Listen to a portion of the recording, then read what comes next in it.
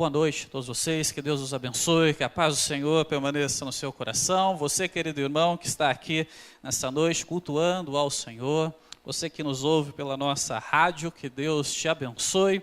Você que está assistindo pelo DVD, eu estou aqui olhando pela fé para a filmadora que está me gravando aqui. Deus abençoe também a sua vida poderosamente, tá? Não tem mais aqui, eu estou profetizando, tá certo? A nossa filmadora, você que nos acompanha aí pelo site, por onde estiver.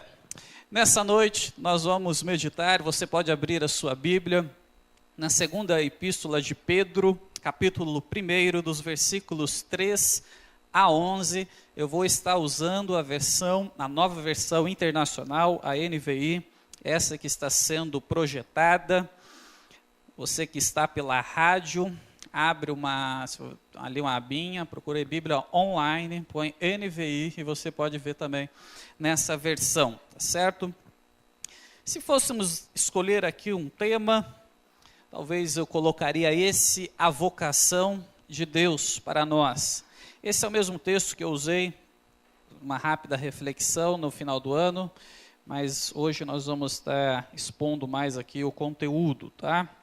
Então você pode acompanhar e depois deixar a sua Bíblia aberta, aí, ou acompanhar aí na projeção. Diz assim, eu vou ler todo o texto e depois a gente vai tirar algumas lições aqui desse texto para as nossas vidas. 2 de Pedro 1, do 3 até o 11. Seu divino poder nos deu tudo de que necessitamos para a vida e para a piedade, por meio do pleno conhecimento daquele que nos chamou para a sua própria glória e virtude. Dessa maneira, ele nos deu as suas grandiosas e preciosas promessas, para que por elas vocês se tornassem participantes da natureza divina e fugissem da corrupção que há no mundo causada pela cobiça. Por isso mesmo, empenham-se para acrescentar à sua fé a virtude. À virtude, o conhecimento. Ao conhecimento, o domínio próprio. Ao domínio próprio, a perseverança. À perseverança, a piedade. A piedade, a fraternidade. E a fraternidade, o amor. Porque se essas qualidades existirem e estiverem crescendo em sua vida, elas impedirão que vocês, no pleno conhecimento de nosso Senhor Jesus Cristo, sejam inoperantes e improdutivos. Todavia, se alguém não as tem, está cego, só vê o que está perto, esquecendo-se da purificação dos seus antigos pecados.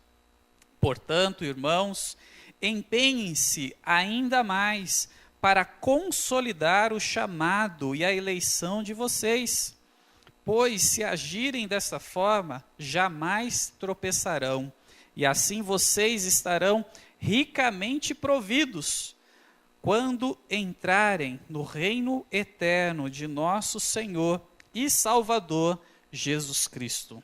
Que o Senhor então aplique aos nossos corações a sua palavra. Guarde essa frase, essa colocação, vou repetir durante essa mensagem. A vida do cristão deve refletir alguma coisa do caráter atraente de Cristo. A vida do cristão deve refletir alguma coisa do caráter atraente de Cristo. Que isso seja uma verdade em minha vida e em sua vida, tá? Esqueci de citar aqui antes da leitura do texto, um comentário que eu usei também para basear, e peguei algumas ideias, do livro 2 Pedro e Judas, introdução e comentário, edições Vida Nova, Michael Green, o autor, tá? Só para citar aqui uma das fontes, e a Bíblia eu já citei que é a versão NVI. No versículo 3, meus queridos irmãos, o apóstolo está fazendo da sua chamada divina, ele está fazendo a base para o apelo de uma vida santa. É isso que o apóstolo Pedro está fazendo aqui, e chamada que ele faz para nós também é a mesma dele. A chamada de Deus para nós ser a base para nós vivermos uma vida santa, né? Cristo tomou a iniciativa em chamar a cada um de nós para Ele mesmo. Não fomos nós, né, que fomos até Deus, mas é Deus quem veio até nós. É Deus quem se revelou, é Deus quem se mostrou. Só para citar, depois você pode ler, mas em Efésios capítulo 2, versículos 6 a 9, diz assim: Deus nos ressuscitou com Cristo e com Ele nos fez assentar nos lugares celestiais em Cristo Jesus, para mostrar nas eras que hão de vir a incomparável riqueza de sua graça, demonstrada em sua bondade para conosco em Cristo Jesus. Pois vocês são salvos pela graça, por meio da fé, preste atenção, e isto não vem de vocês, é dom de Deus, não por obras, para que ninguém se glorie. O chamado de Deus acontece mediante a ação 100% de Deus, de Jesus. Ele é quem nos atrai. Jesus nos dá, então, não tudo o que nós queremos, a nossa própria vontade. Em nenhum momento na Bíblia promete que Deus ia nos dar tudo o que nós quiséssemos. Já foi falado aqui até os testemunhos. Às vezes pedimos e não recebemos. Pois Jesus não nos promete isso. Mas o texto, e no versículo 13, vem nos mostrar que Jesus dá, sim, tudo o que nós precisamos para a vida e a piedade. E é isso que Deus quer nos mostrar nessa noite. Ele nos concede tudo o que precisamos, mas nem sempre recebemos o que queremos. Consegue entender a diferença? Tem uma coisa é o que eu peço, outra coisa é o que de fato eu preciso. Se você perguntar para uma criança o que ela quer, ela vai pedir brinquedo. E você vai olhar, mas está precisando de sapato, que seu pé cresceu muito, tal, filho, sua unha furou os sapatos, precisa de sapato. Mas ele está querendo o quê? Brinquedo. Se você perguntar no dia, fala, filho, o que você quer? Quer estudar? Ele vai olhar para você e falar, não, quero brincar. Às vezes até nós, né? De manhã você olha no espelho e fala, queridão, você quer o quê? Ir trabalhar ou ficar em casa? Antes de responder, você já, se pudesse, você voltava para a cama. Muitas vezes pedimos aquilo que queremos, e às vezes são coisas boas. Porém, não é o que de fato precisamos. O que Deus promete na sua vocação e nos dá é tudo o que precisamos, como o texto diz, para a vida e a piedade. Em 1 Tessalonicenses capítulo 4, versos 7 e 8, diz assim, porque Deus não nos chamou para a impureza, mas para a santidade. Portanto, aquele que rejeita essas coisas não está rejeitando o homem, mas a Deus, que lhes dá o seu Espírito Santo. O que o texto da palavra do Senhor está dizendo é que quando eu não busco a santidade, uma vida santa, eu estou rejeitando o próprio Deus que colocou em mim o Espírito Santo. Não é um espírito qualquer, é um Espírito Santo. Por isso a nossa vida passa a ser, ou precisa passar a ser, santa. É para isso que Deus nos chamou. É para isso que Ele nos alcançou, né? Piedade, quando nós lemos aqui, você pode entender como uma devoção a Deus, aqui de uma forma mais singela, né? O temor a Deus. Então, quando fala ter uma vida piedosa, é uma vida de devoção, de respeito, de dedicação a Deus. Quando fala, aquela pessoa ela é piedosa, ela tem uma intimidade, uma devoção a Deus muito grande. É uma palavra bonita e que deveria ser uma qualidade em todos nós. Se todos nós, ao sermos comentados por alguém, comentasse sobre nós o seguinte, ali está um homem piedoso, ou ali está uma mulher piedosa. Não é aquele sentido do homem que tem dó de alguém, não, mas é no sentido daquele homem que teme de fato a Deus, que vejo nas suas ações, nas suas atitudes, uma devoção ao Senhor muito grande, né? Conhecendo então ao Senhor Jesus, nós vamos desfrutando, como o texto vai dizer aqui no começo, né, seu divino poder.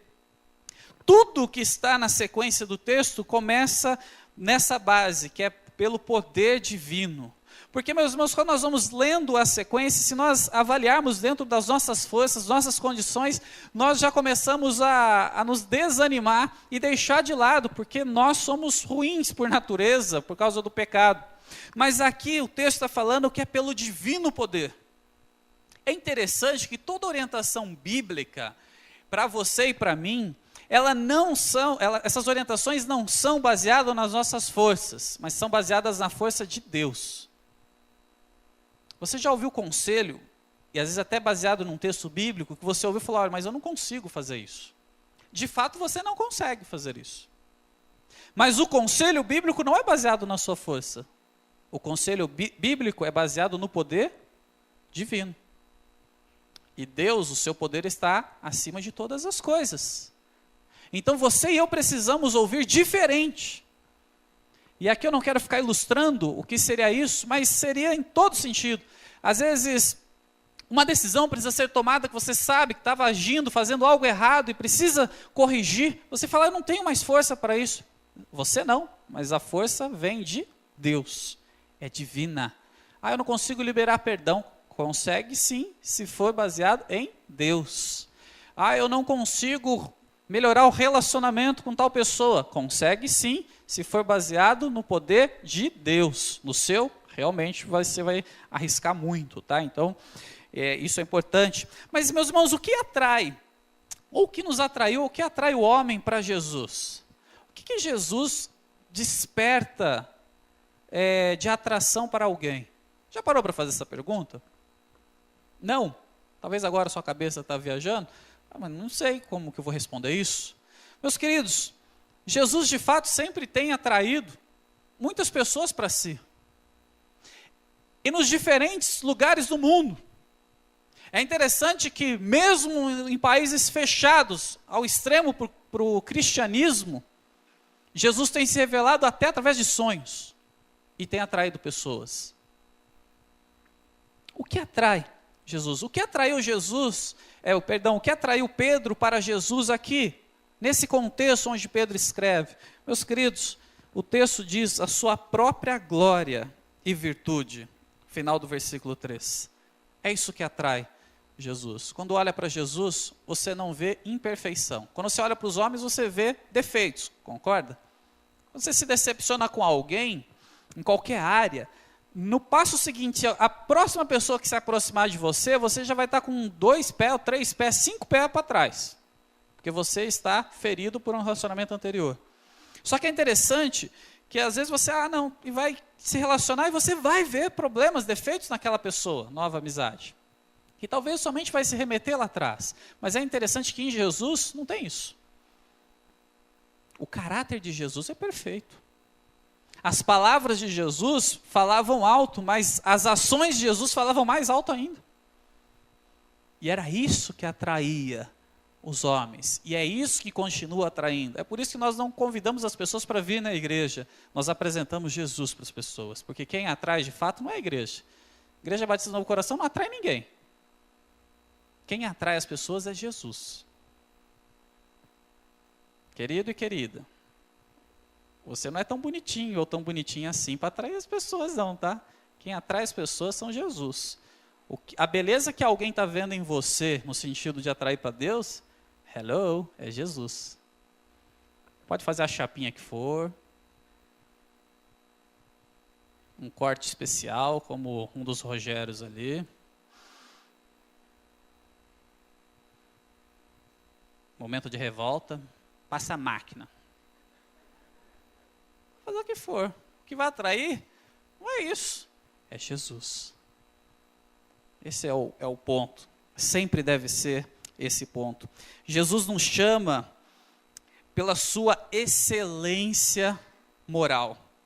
E é isso que causa impacto na vida das pessoas. Talvez, meus queridos, Pedro, ao escrever essa carta, estava se lembrando ou relembrando dos fatos de Jesus, dos dias que ele caminhou com Jesus. Quando ele está aqui escrevendo, é como se ele estivesse falando, meus queridos, essa vida que vocês estão vivendo agora de cristianismo, ela não está tão próxima da essência que é Jesus, pois o que eu vi em Jesus foi diferente. O apóstolo Paulo também vai usar e vai falar muito sobre isso. O padrão sempre é Jesus Cristo, para tudo. Né? E eu acredito que ele estava, talvez se lembrando, teve um momento, lá em Lucas 5,8, que Pedro fala assim para Jesus: Senhor, retira-te de mim, porque sou pecador. Ele via a santidade na vida de Jesus, e ele era constrangido a ficar com Jesus, porque ele via a sua própria realidade, entende? Ele vê a perfeição de Jesus, e automaticamente a sua imperfeição aparece. É como um ambiente escuro quando você acende uma luz bem forte, e aí o poder dessa luz começa a mostrar todos os defeitos que estão ao redor. Se arruma no escuro e depois vai para o claro. Eu já escolhi algumas camisas no escuro. E depois eu caí na besteira de ir para o claro junto com a Flávia. Já sabe o resultado, né? Tive que trocar a camisa. Porque o escuro às vezes não vê. Mas quando está no claro, vê tudo.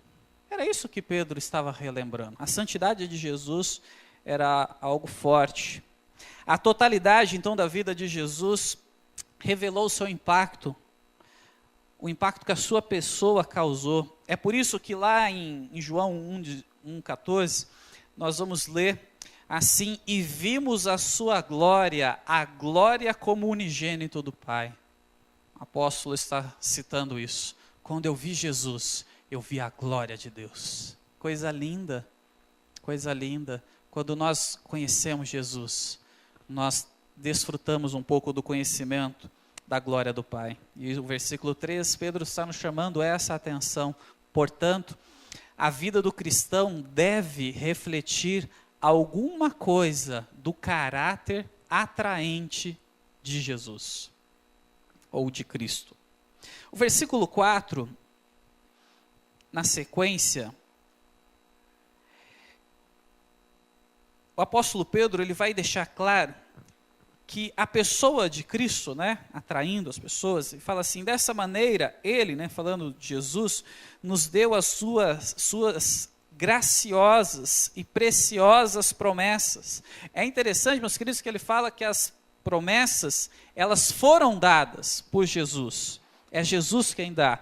E é interessante que o versículo 4, ele continua, depois de falar das promessas, para que por elas vocês se tornem participantes da natureza divina e fugissem, né, da corrupção que há no mundo causada pela cobiça. Jesus Cristo, ele atrai o homem e ele capacita o homem para poder responder a essa atração.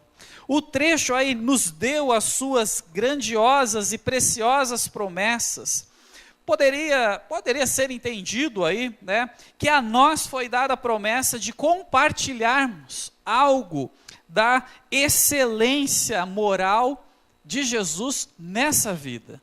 É como se Deus nos desse a condição, pelo poder dele, né, em Jesus, de vivermos aquelas qualidades que atraem os homens. E nós sermos participantes, ou melhor dizendo, coparticipantes da glória de Deus. Jesus, ele é o exemplo maior, ele causou um impacto, ele muda a história. O calendário passa a ser antes de Cristo e depois de Cristo. O fato, o homem, Jesus, mesmo aqueles que não acreditam na divindade de Jesus, não tem como descartar o impacto do homem Jesus. O mais ateu não pode tirar da história o impacto causado por Jesus. E todas as virtudes do caráter de Jesus podem e precisam estar em nós, porque o Espírito Santo passa a habitar, e é pelo poder de Deus, e é Ele quem nos garante isso, é promessa dEle, que você e eu sejamos de fato transformados. É por isso que tenho aqui sistematicamente afirmado que todo caráter pode, e eu vou acrescentar, e precisa ser moldado por Deus. Esse negócio de que é meu caráter, é meu gênio, isso e aquilo, é desculpa de quem não quer permitir o agir de Deus na sua vida.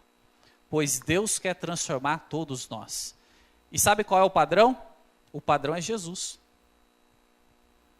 Você e eu não estamos sendo transformados para algo que não sabemos. Somos transformados para algo que já sabemos. O padrão de qualidade é Jesus Cristo. Ele é o molde. Você e eu estamos sendo jogados dentro desse molde. Você já pegou uma massa e tentou colocar no molde? Você tem que ir apertando, tirando os excessos ali para ajeitar, não é assim?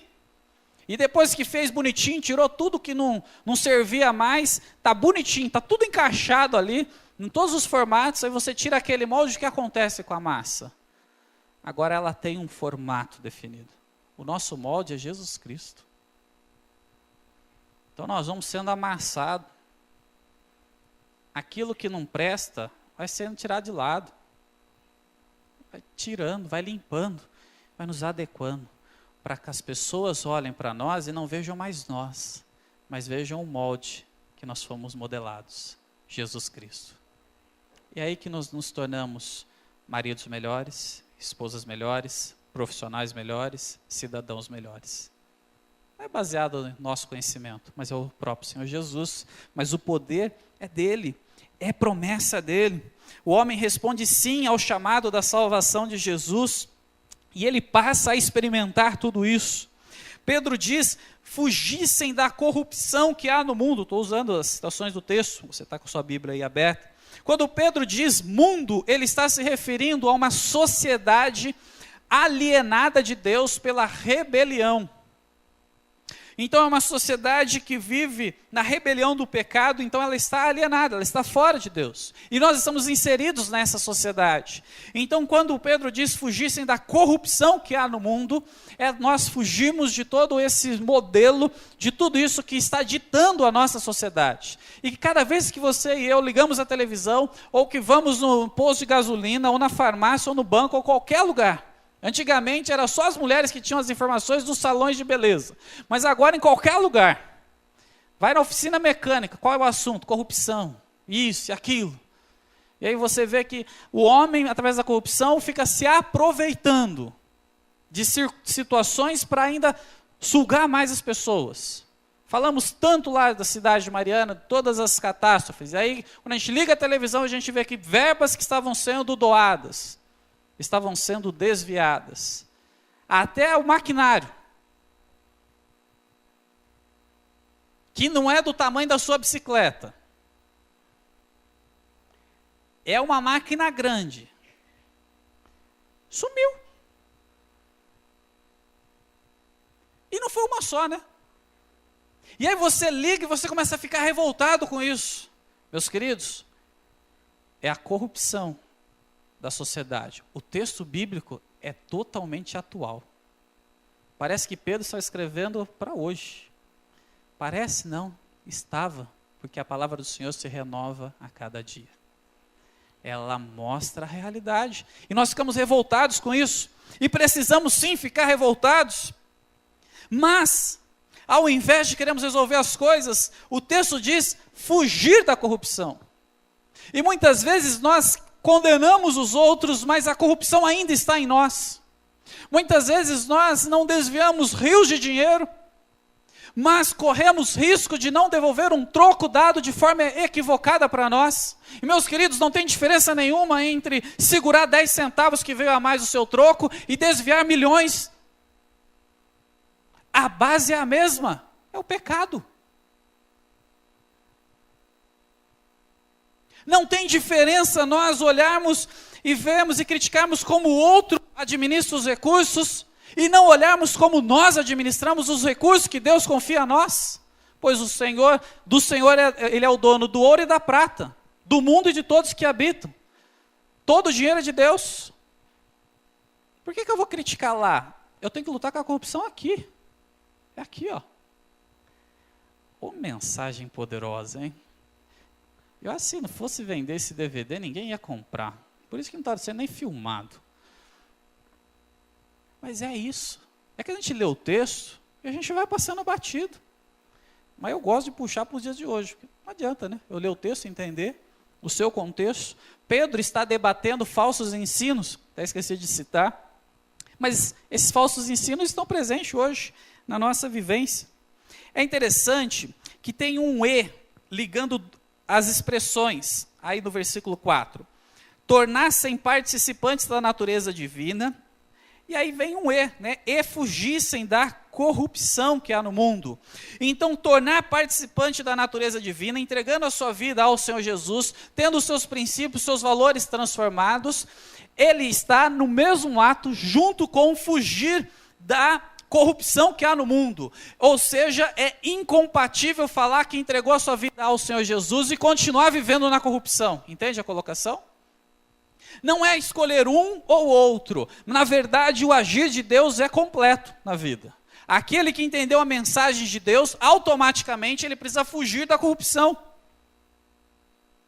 Algumas pessoas afirmam, eu acho que é uma afirmação perigosa, que, por exemplo, o crente não pode estar ligado à política, porque a política é corrupta e todo mundo que entra se corrompe. Eu acho que é uma colocação perigosa. Porque se assim pensarmos, nós estamos falando, eu prefiro votar só em corrupto, já que todo mundo é corrupto lá, e nunca vai mudar. Nós vivemos, meus queridos, em uma sociedade corrompida. Precisamos fugir da corrupção. Fugir da corrupção não é deixar de fazer as coisas. Você tem que continuar trabalhando. Você está num comércio, um seu negócio próprio, de repente um autônomo, e você está ali, você sabe o preço justo para você fazer as coisas certas, legais. Os seus concorrentes, às vezes, não estão nem ligando para isso. E eles jogam os preços lá embaixo, porque às vezes eles estão lidando, até trabalhando com carga roubada.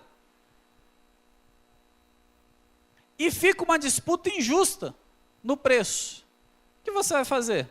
Vai começar a comprar carga roubada também para competir? Você vai continuar trabalhando certo, fugindo da corrupção. E quem vai te honrar? Deus. Somente Ele. Às vezes até a igreja, né? Às vezes para encher a igreja, às vezes se fala tanta coisa. Desculpa a colocação. Tanta asneira, tanta besteira, tanto lixo. Engana-se as pessoas com promessas vãs que a Bíblia não diz. Quando na verdade as pessoas precisam estar na igreja atraídos por Jesus. Para ser moldadas. Se perguntar o que garante o seu casamento, é Jesus. O que garante o seu relacionamento, a sua postura, é Jesus. Tudo. Então se não der certo isso ou aquilo, é porque Jesus não garantiu? Não. A corrupção está em todos os lugares. O pecado está aí. Mas eu vou lutar contra. Eu escolhi, quando entrego minha vida a Jesus, fugir de tudo isso. Por isso, a vida do cristão deve refletir alguma coisa do caráter atraente de Jesus. Nesse contexto, Pedro, ele está combatendo os falsos ensinos da época, só para você se localizar aqui. Os falsos mestres enfatizavam sobre o conhecimento, a importância do conhecimento. Pedro, ele vai destacar que o objeto do conhecimento na vida cristã é o Senhor que chama os homens, é Jesus. Ele fala, o conhecimento é importante, mas vocês estão focados no conhecimento errado, em filosofias humanas, quando na verdade vocês precisavam buscar o conhecimento em Jesus, pois é Ele quem garante todas as saídas, é Ele que precisa ser o objeto do seu conhecimento. Não adianta você conhecer tudo que tem na sua vida. Se você não conhecer Jesus, não vale nada tudo que você conhece. Para a eternidade não vale nada. Para a vida completa não vale nada. Pode servir para alguma coisa aqui, tecnicamente. Mas o importante para a vida, por isso que lá ele fala que Jesus nos deu, né, tudo o que era necessário. Os falsos mestres pensavam que o conhecimento dispensava a necessidade da moralidade. De modo que Pedro, ele vai enfatizar usando essas palavras, piedade e virtude. Porque lá, os falsos mestres estavam ensinando o seguinte, se você conhecer as coisas, não precisa de nada, não precisa ação. Talvez você vai entender isso nos dias de hoje. Olha, o importante é o que você conhece. Agora o que você faz, não importa muito. E se esconde atrás de conhecimento. Eu não vou citar aqui certas profissões, até mesmo porque não quero fechar o cerco. Mas às vezes a pessoa tem uma profissão, um certo conhecimento, e ela se acha estar acima da lei.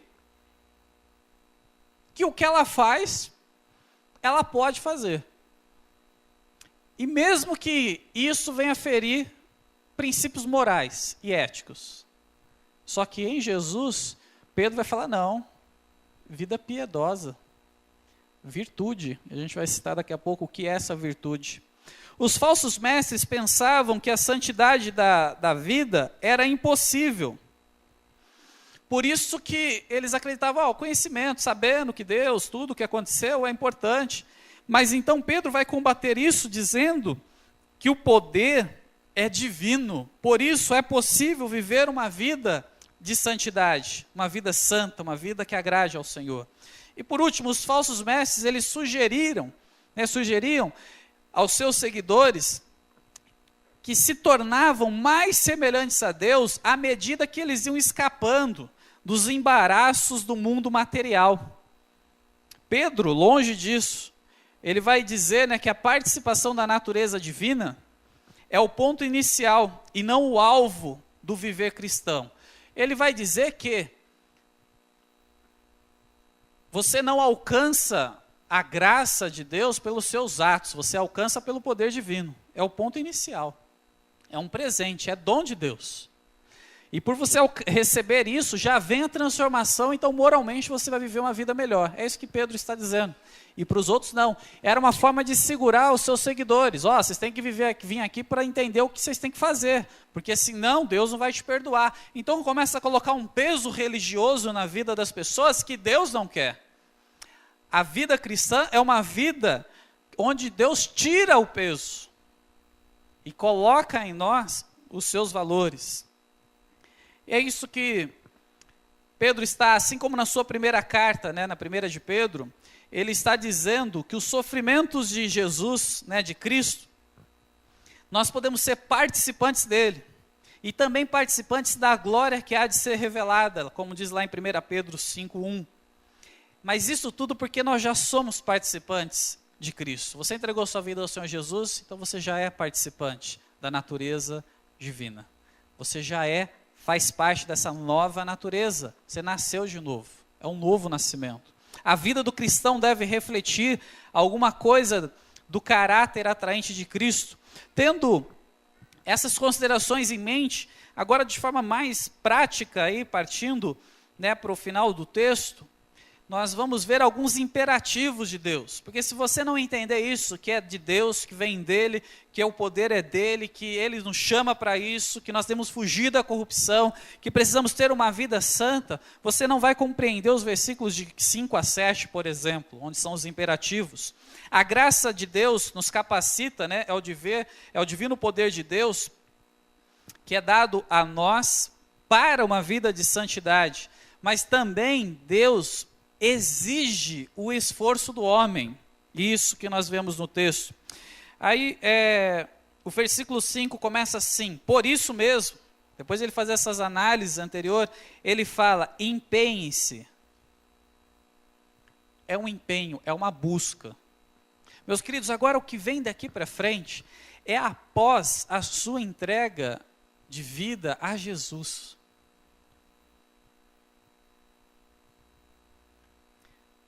Em outras palavras que eu diria aqui você já tomou a sua decisão ao lado do Senhor Jesus? Então agora fique atento ao que Deus quer que aconteça na sua vida. Não parou aí. A entrega ao Senhor Jesus é o início, é o ponto inicial e fundamental. Não adianta querer fazer o que vem na sequência sem antes dar o passo inicial. Agora nós vemos como uma escada, a escada da fé, talvez poderíamos colocar, até um dos autores cita esse subtítulo para esse trecho, é uma escada da fé, alguns degraus. Você não adianta querer subir sem antes dar o primeiro lá, que é entregar sua vida ao Senhor Jesus, para os seus olhos se abrirem e ver a necessidade. Então você já é participante da natureza divina? Já fugiu da corrupção desse mundo? Então faça o seguinte, é isso que Pedro vai falar. Acrescente a sua fé, essa fé inicial de salvação, aquela que você entregou a sua vida ao Senhor Jesus, acrescente a sua fé a virtude. A palavra virtude ela vai significar excelência. É a mesma. Você poderia traduzir virtude, a palavra como excelência, ou seja, acrescente, olha só que interessante, excelência à sua fé. Que a sua fé, porque às vezes no momento que nós temos ali o nosso encontro pessoal com o Senhor Jesus, entregamos nossa vida, nós não temos dimensão de tantas coisas. Mas aí Pedro fala, olha, acrescente à fé inicial, excelência, ou seja, vamos qualificar essa fé. Você vai melhorar, você vai subir, a excelência vai ser aprimorada. Esse é o passo. Ele fala para acrescentar a virtude, então, um degrau. A fé, depois é para acrescentar a virtude. Agora a virtude é para acrescentar o conhecimento. Para você obter a excelência da fé, você precisa ter o conhecimento. O conhecimento que Pedro está se referindo é o conhecimento da pessoa de Jesus. Você vai conhecendo Jesus e automaticamente você vai vendo os seus defeitos e os seus defeitos vão sendo corrigidos. É essa a figura que aqui está. Você se depara com Jesus e vê que você não faz aquilo. Já aconteceu com você, com certeza, com alguém, alguma pessoa que você vê, de repente, uma ação bonita, positiva, louvável da pessoa, e você, no seu íntimo, fala, eu não faço isso. E você, de repente, é motivado a agir certo agora. E é isso que acontece com Jesus. Quando você vê Jesus, conhece, vê os fatos, toma conhecimento, a partir do momento você passa a mudar a sua postura. Somente o conhecimento profundo de Jesus possibilita o aprimoramento da fé. Tudo na vida cristã, assim também o conhecimento, só vem mediante a busca, o empenho. Não adianta você e eu queremos conhecer Jesus se não estudarmos a palavra dele. Se não nos relacionarmos com Jesus através da oração. Se não entendemos de fato quem é Jesus. Porque senão a gente sempre vai ser aquelas pessoas que tem que ficar perguntando para os outros o que tem que fazer. Quando na verdade Jesus já traz os seus ensinos. Você quer saber como se portar diante de uma perseguição, de alguém que está te perseguindo no trabalho, na sociedade, na família? Leia a vida de Jesus. Como Jesus se portou diante das acusações que estavam sobre ele? Aí você vai na autoajuda e de repente alguém fala, vai lá, enfrente os medos, os gigantes, até às vezes dentro das igrejas, né? Bata de frente. E Jesus não fez nada disso. É complicado. Ele não fez nada disso. Ele estava focado em Deus. Ele sabia que o justo juiz é Deus. Eu gosto de uma expressão particular. Eu gosto de pensar que certas circunstâncias da vida, a gente só transfere para o jurídico de Deus. Deixa com Deus. Não precisa agir. Não precisa resolver. Transfere. Transfere e ponto. Já ouviu quando você vai ligar talvez algo precisa resolver, uma dívida, alguma coisa, você liga e a pessoa fala, a sua dívida foi vendida, então agora é lá. Está transferida. Você pode conversar o que quiser, não é mais aqui, é no outro setor. E é assim também na vida cristã. É isso que Jesus fazia. Ele transferia para o jurídico de Deus. O Senhor é justo, o Senhor sabe o que tem que ser feito, eu vou continuar minha caminhada, minha jornada. Por isso, meus irmãos, falo de coração, como igreja, como pastor. Sinceramente, não importa o que as pessoas estão falando ou deixando de falar daqui, do pastor Ricardo, do pastor Luciano, da Igreja Batista Novo Coração. O que importa é a nossa consciência diante de Deus. É o que nós conhecemos de fato de Deus. Conhecer as Escrituras nos possibilita errar menos, se tivermos empenhado nisso. Entenda isso. O tempo urge e eu preciso terminar aqui o conteúdo, né? Então vamos lá. Aqui nesse ponto que dava para abordar outros aspectos. É para acrescentar ao conhecimento o domínio próprio. Domínio próprio aqui, ele vai significar a submissão ao controle de Cristo que habita no crente. Então, o domínio próprio é quando eu vou me submeter a ação de Deus e as vontades de Deus, do próprio Cristo que habita em mim. É quando eu não vou agir baseado na minha vontade e naquele momento eu vou agir baseado na direção de Deus. Isso é domínio próprio. É quando a minha vontade é xingar, mas aí eu sei que Jesus não xinga. E eu dou aquela respirada de 2 horas, me acalmo e não xingo. E não xingo nem em pensamento. Porque xingar em pensamento é a mesma coisa que xingar verbalizado. Não é isso que Jesus ensinou? Não é? Não é? Não é? Então vem na escola bíblica dominical para você aprender sem vergonha. É sim. Jesus ensina que, desculpe pelo sem vergonha, tá? Com todo amor e carinho. Eu poderia ter trocado. Deixa eu falar, não é? Então, o corintiano, venha na escola dominical e aprenda. Né? Para mudar o... Nós ganhamos hoje? Não? Perdemos? Não importa. Às vezes, meus queridos, nós ficamos enrolando as coisas. E quando, na verdade, está ali. Domínio próprio é aquilo que Cristo faria no meu lugar. Só que não adianta você querer ter domínio próprio se não tiver o próprio Cristo habitando em você, se não tiver o conhecimento, se não buscar entender desse Jesus, porque senão você sempre primeiro vai agir de acordo com a sua vontade e depois vai querer comparar com como Jesus faria. Isso não é domínio próprio. Pode ser qualquer outra coisa, mas não domínio próprio. Eu falo mesmo que dá na cabeça, os outros têm que se virar com isso. Joia, você está demonstrando simplesmente que você não quer o caráter de Jesus na sua vida. Você quer um caráter corrompido pelo pecado. Simples assim. Puxa, esse ponto também dava para falar muito. Tem que fazer uma sequência. Vou começar a fazer igual o pastor Luciano. Daqui 15 dias eu vou terminar o conteúdo.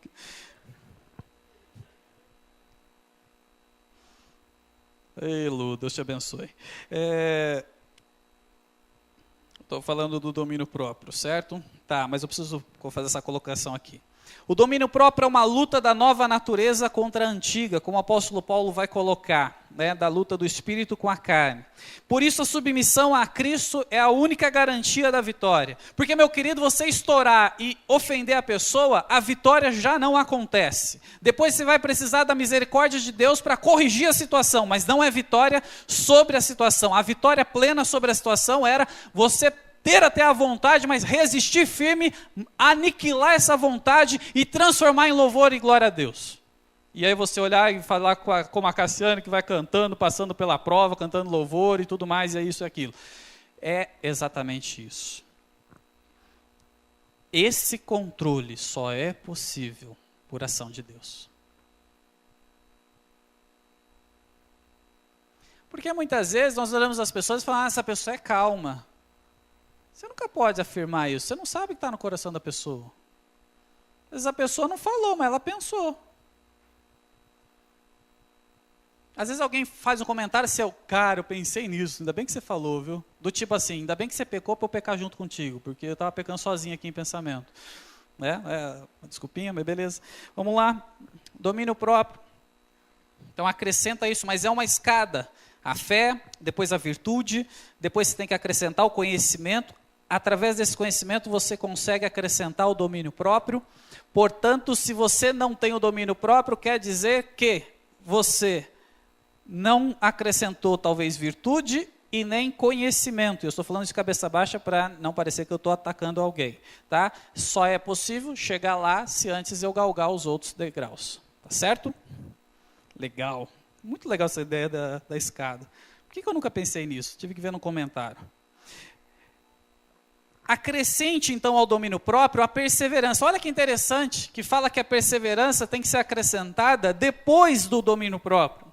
A perseverança, então, meus queridos, ela vai brotar do hábito do domínio próprio em nossas vidas. Nós vamos nos acostumando a lidar com as situações e por isso nos tornamos mais perseverantes. Muitas vezes não perseveramos nas lutas porque ainda não andamos nos degraus anteriores.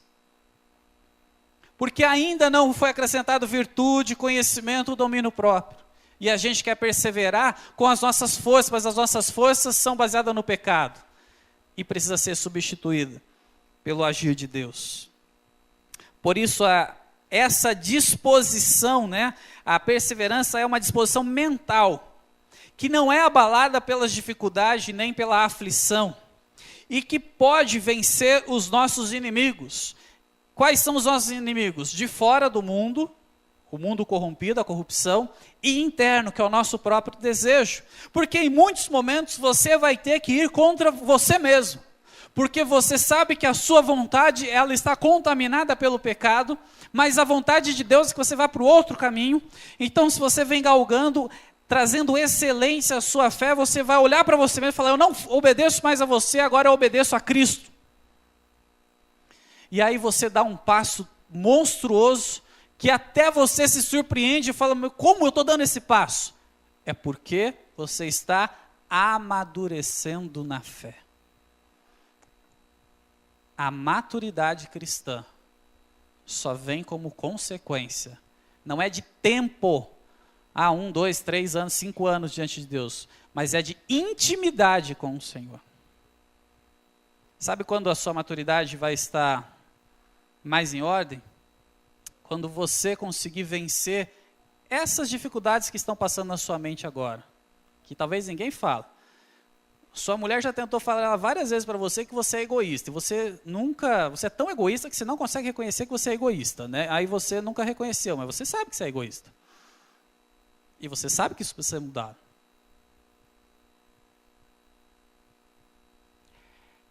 Eu não vou dar outro exemplo.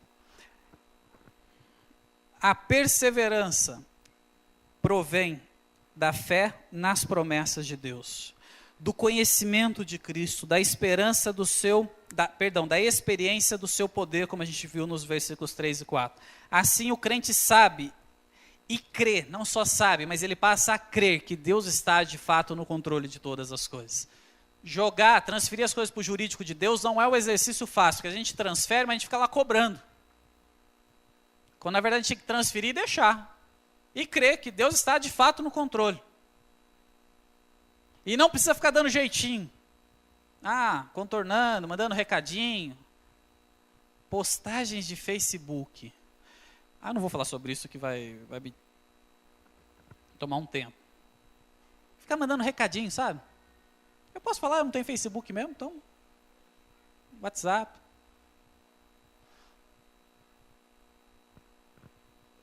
Você que está na rádio, agora eu fiz um gesto assim com a mão, indo para frente e para trás, do tipo, é isso aí, tá? Vamos lá. Vamos acrescentar então, né, a perseverança, como diz o apóstolo Pedro, a piedade. Nós já falamos que piedade é a devoção a Deus, o temor a Deus, ter reverência a Deus. Quando a nossa fé, ela é amadurecida, não servimos a Deus mais por medo, mas nós o reverenciamos. Nós temos uma intimidade por entender quem Ele de fato é. Não é medo de Deus, não é saber que se alguma coisa pode acontecer. As nossas fés, normalmente, às vezes, chegamos até Deus com medo de perder isso ou aquilo. Quando a gente vai aprofundando na fé, a gente vai vendo que precisamos servir a Deus por amor. Nós temos um temor, somos tementes a Ele, entendemos o propósito de vida. E aí dentro desse propósito eu vou entender que não é o meu emprego. Se eu perder esse emprego, a minha vida pode mudar, posso passar por um aperto financeiro? Sim, mas isso não pode mudar, tirar a paz, a alegria da minha vida. Pois a minha alegria, a minha paz não está no emprego em si, mas está em Deus, que é quem abre a porta. Ele pode abrir outra. Eu posso passar o resto da minha vida e não ter mais aquele salário. E às vezes era aquele alto salário, ao meu modo de ver que era uma bênção, que de repente me corrompeu o meu pensamento e me afastou de Deus, e Deus até me livrou, possibilitando eu sair daquele emprego. Querido homem, às vezes você estava prestes a cair, você não sabia, em adultério, porque você estava lá se relacionando, vendo, conversando com aquela mulher, e Deus de repente, por amor a você, permite que você perca aquele emprego, porque Ele quer a sua família restaurada, e Ele não quer que você perca o emprego. Ele não está te punindo, Ele está te aliviando. Só que eu não vou aqui fazer a outra colocação que as pessoas gostam de ouvir, de que Deus vai te dar um emprego melhor e maior. Isso é mentira. Mentira. Não tem base bíblica nenhuma para isso. Não adianta você querer reivindicar 7 vezes mais do que Deus te deu, a planta do seu pé, onde você pisar. Não adianta reivindicar nada disso. O que vai mudar na sua vida é o conceito. São os valores. Porque o que importa, às vezes, eu ter um salário de 20 mil reais e não ter tempo para minha família. Às vezes eu posso ter um salário de R$1.000, ajustar, diminui lá, tira as azeitonas, diminui o tamanho da pizza, chega na esfirra, mas pelo menos você parte a esfirra em 4 pedaços. Um para você, um para sua esposa, um para cada um dos filhos. Pega um saco de farinha. Não tem sucrilhos. Pega o saco de farinha, põe no leite. Ora, abençoa. E manda ver. E aquilo te dá sustância. Para você passar a noite. E aí no dia seguinte você vai acordar. E se precisar, você vai pegar de novo. Como é que é aquela farinha de milho, né? Eu já comi farinha de milho como sucrilho, eu como até hoje que é bom. Eu como porque eu gosto, tá? Não importa. Eu não vou ter mais eu não sei o nome certo dos sucrilhos, eu acabei falando uma marca, né? Eu tenho que aprender ainda essas coisas, mas não importa. O cereal, isso, os cereais, os bonitinhos, aquele lá, tem umas bolinhas de chocolate, uma delícia aquele negócio. Quando chega, a Flávia fica esperando chegar ao final do ano para poder comer panetone trufado. Ela fica esperando. Aí chegou no final do ano, eu falei, Flávia, você não tem dinheiro para comprar o panetone trufado, você vai fazer curso para aprender a fazer o panetone, pelo amor de Deus. Ela foi e fez o curso. E ela teve que fazer, mas ela não ficou igual não, mas come. Não importa o que vai mudar, mas o princípio e o valor, porque a minha fé está amadurecida, porque eu consigo chegar, muitas pessoas só dão valor naquilo quando perdem. Meus queridos, você e eu somos alertados por Deus para darmos valor antes de perdermos as coisas. Nada que acontece na sua vida vem antes do alerta de Deus.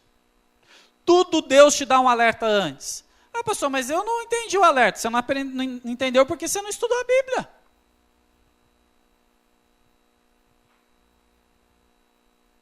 Simples assim.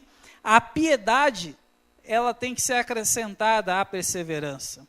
A vontade de Deus, ela sempre vai ser boa, perfeita e agradável, como diz lá em Romanos 12. A piedade, ele diz para acrescentar a fraternidade. Piedade e fraternidade estão sempre ligadas, porque lá em 1 João 4, versos 20 e 21 diz assim, se alguém afirmar, eu amo a Deus, mas odiar o seu irmão, só uma pausa aqui, odiar pode ser algo interno, tá? Não verbalizado, sentimento, ok? Joia, já entendeu que você também peca? Ok. É mentiroso, pois quem não ama o seu irmão a quem está vendo, não pode amar a Deus a quem não vê. Ele nos deu este mandamento, quem ama a Deus, ame também o seu irmão, é junto. Então não tem como pensar em piedade, em vida de devoção a Deus, se não tiver amor pelos irmãos. E é interessante como nós trocamos muitas vezes os nossos irmãos, o relacionamento com os nossos irmãos, por situações de dificuldades. Escolhemos isso ao invés do perdão, pois o perdão de Deus, quando estudamos, ele é restaurador. Não é um perdão simplesmente, tudo bem, eu te perdoo, então faz o seguinte, você ou eu, quem vai mudar para o Japão para ficar longe e nunca mais se ver? É isso. Pode não ter mais aquela afinidade de se abrir, mas tem que se relacionar no mesmo lugar.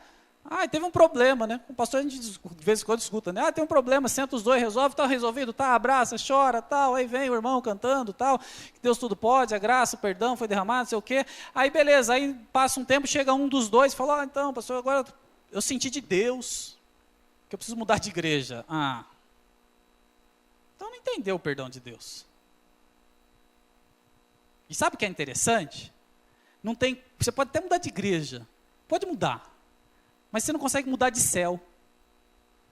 Quando você for para o céu, você vai estar passando a eternidade com aquele irmão. E aí você vai ter que passar para ele, e você não vai mais poder falar, paz do Senhor, irmão. E no íntimo falar, eu te odeio. Porque lá não tem mais pecado. Você vai ter que conviver com ele, querido. Você vai passar a eternidade? Você acerta aqui, vive aqui, levanta a cabeça. Beleza, você erra também, você não é perfeito, eu não sou perfeito. E assim vai. O amor pelos irmãos é uma marca que distingue o verdadeiro discipulado. Quer entender se você de fato é um verdadeiro discípulo de Jesus? avalia sobre a fraternidade, o seu amor às pessoas.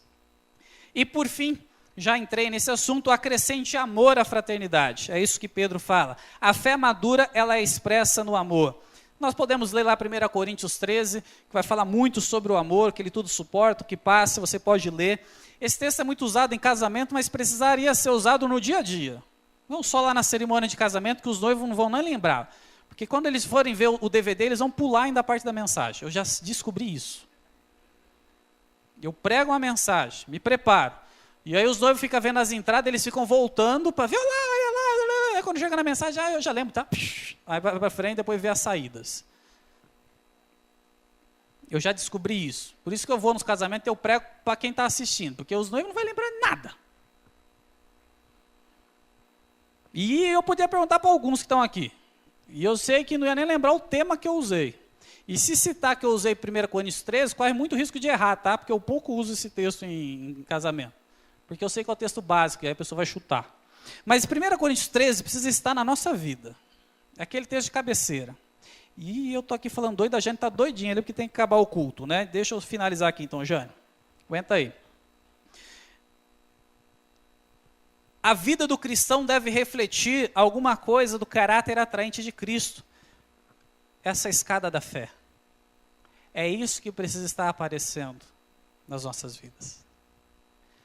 Quando alguém te perguntar, como é que você consegue perseverar em meio a essa dificuldade? Você pode não responder para a pessoa, mas você pode saber que você teve que se empenhar muito para a sua fé ser alimentada, para conseguir resistir.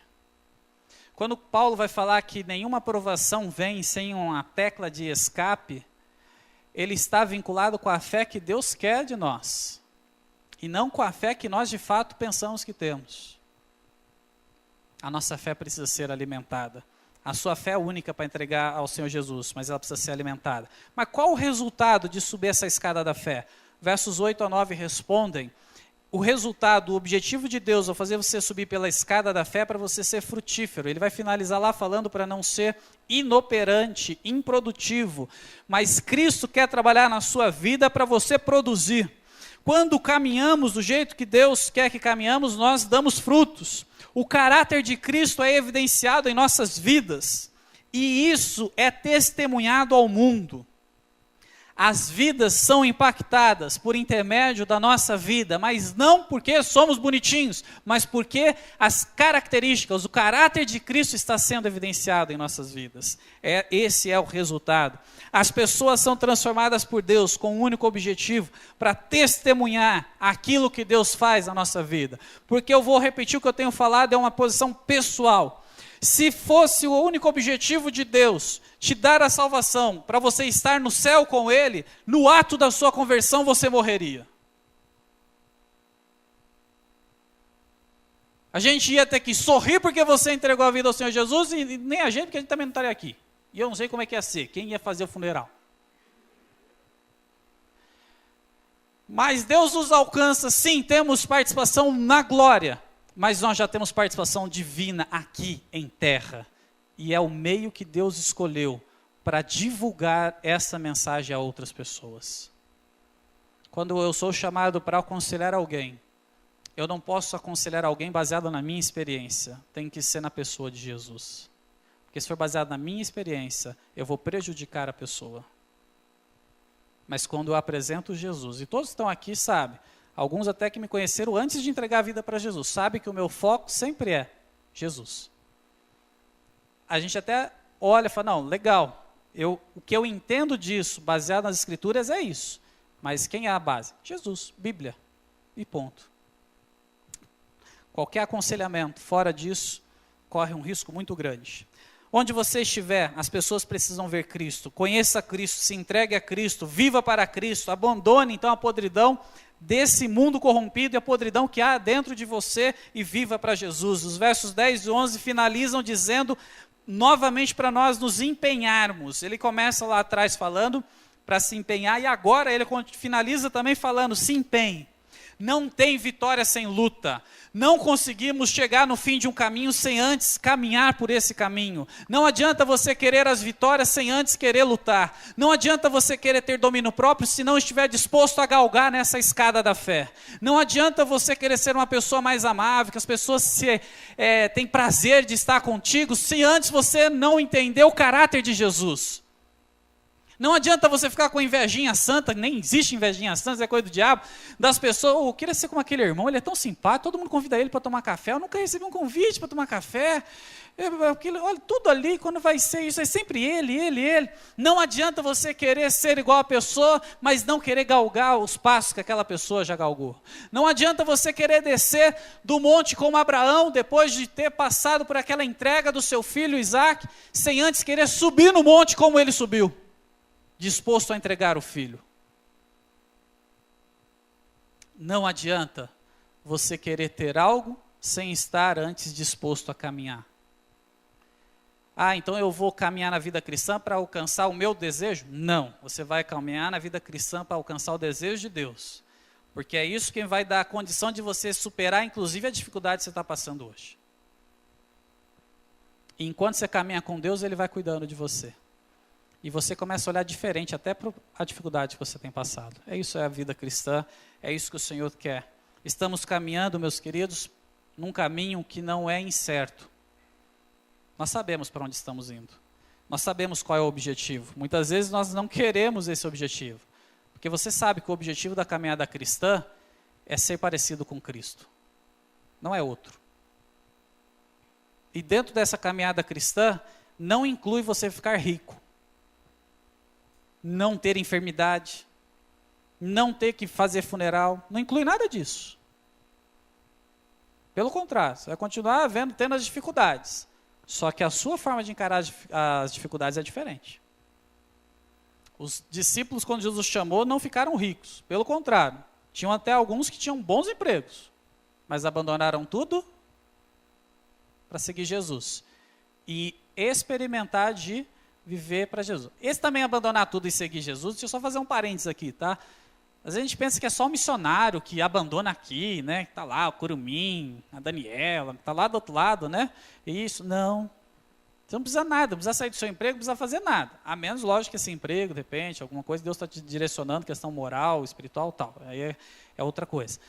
Você vai viver Cristo onde você está. Onde você estiver, em qualquer lugar, você é um vocacionado por Deus. É ali que Deus te colocou para ser o canal de bênção. Se Ele quiser te direcionar para outro lugar, Ele vai. Mas o que vai não é mais especial do que aqui está. O pastor não é mais especial do que você. Todos aqui estamos no mesmo pé de igualdade. A gente pensa assim, meu trabalho, ele não é um ministério. Ministério é o pastor que trabalha só na igreja, o missionário. Não. O seu trabalho é o seu ministério. Então, quando você estiver lá, preste muita atenção, que você não está trabalhando para o dono daquela empresa, você está trabalhando para Deus. Honre aquele trabalho, porque é de Deus. Isso é importante. Se for para trocar na direção de Deus, amém. Se vai para o outro trabalho, que, deixa eu te falar, o dono é o mesmo, é Deus.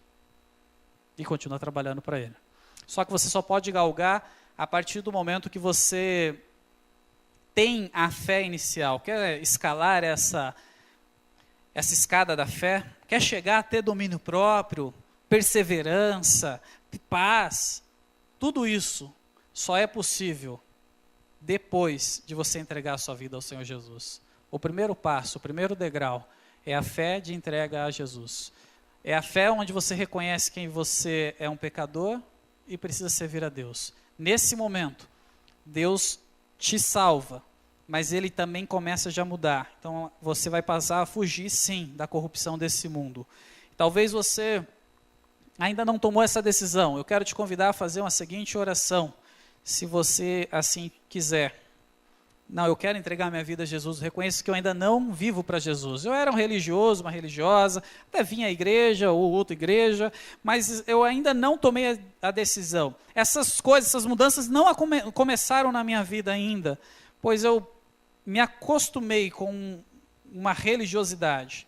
Então você pode ser convidado a fazer a seguinte oração: Senhor Jesus, reconheço que vivo até esse momento no padrão desse mundo corrupto e que estou longe do Senhor. Reconheço que não sei nem para onde estou caminhando, mas hoje entendo que preciso entregar minha vida ao Senhor e subir a escada da fé. Quero ter o meu caráter transformado pelo seu caráter. Então hoje eu abro o meu coração, eu entrego a minha vida para o Senhor e eu quero viver para o Senhor. Esse é o primeiro passo.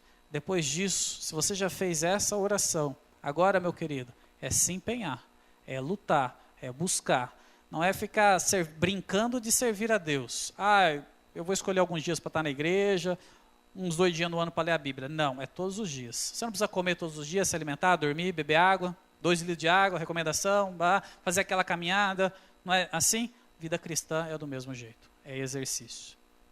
Feche seus olhos por um instante, só para a gente orar. Eu gosto desse momento, na verdade, é só para ninguém se concentrar no outro, se concentrar em si mesmo, né?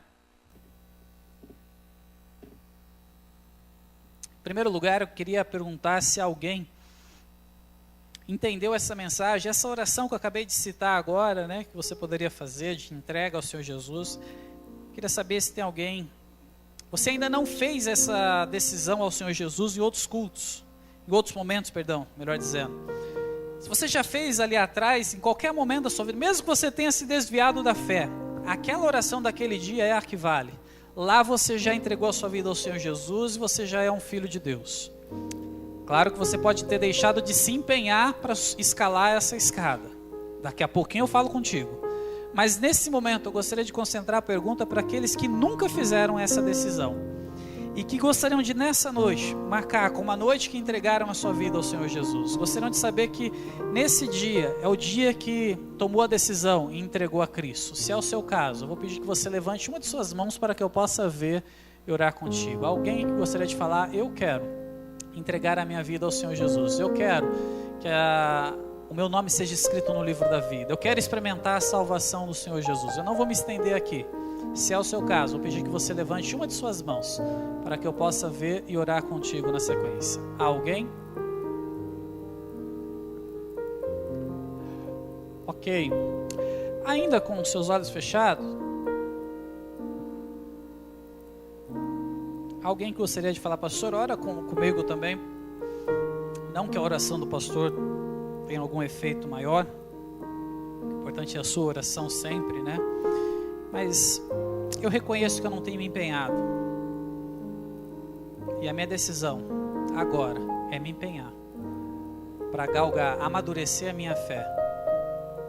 Não continuar vivendo como eu estou. Pois reconheço nessa noite que a minha fé não está amadurecida assim. E eu quero que ela venha de fato ser amadurecida. Se é o seu caso, pode levantar e abaixar a sua mão rapidamente. Amém, amém, amém. Louvado seja o Senhor. Pode baixar. Deus abençoe.